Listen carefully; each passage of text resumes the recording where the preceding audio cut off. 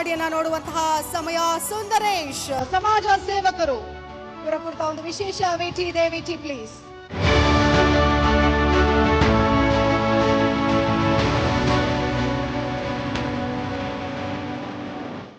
ಸುಂದರೇಶ್ ರಾಜಕೀಯ ಮಹತ್ವಾಕಾಂಕ್ಷೆ ಇರುವ ಸುಂದರೇಶ್ ಅವರು ಹಿಡಿದಿರುವುದು ಅಂಬೇಡ್ಕರ್ ಹಾದಿಯನ್ನ.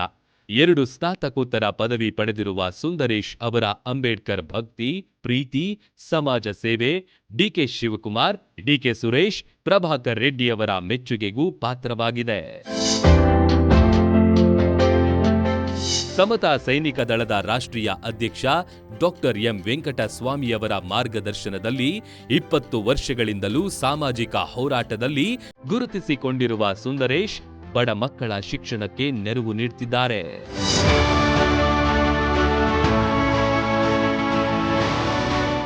ಧಾರ್ಮಿಕವಾಗಿಯೂ ತೊಡಗಿಸಿಕೊಂಡಿರುವ ಸುಂದರೇಶ್ ಕೋಟೆ ಶ್ರೀ ತಿಮ್ಮರಾಯ ಸ್ವಾಮಿ ಮತ್ತು ಶ್ರೀ ಕಾಶಿ ವಿಶ್ವೇಶ್ವರ ಸ್ವಾಮಿ ಗೌತಮ ಕ್ಷೇತ್ರದ ಭಕ್ತ ಸೇವಕರು ಹೌದು.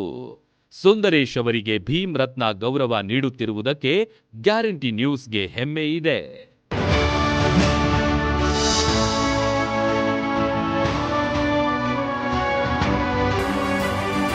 ಅಭಿನಂದನೆಗಳು ಸುಂದರೇಶ್ ಅವರಿಗೆ. ಜೋರಾದ ಚಪ್ಪಾಳೆಯ ಮೂಲಕ ಸ್ವಾಗತಿಸೋಣ. ಕರ್ನಾಟಕ ಭೀಮ್ ರತ್ನ ಅವಾರ್ಡ್ ಅನ್ನ ಮುಡಿಗೇರಿಸಿಕೊಂಡಿದ್ದಾರೆ.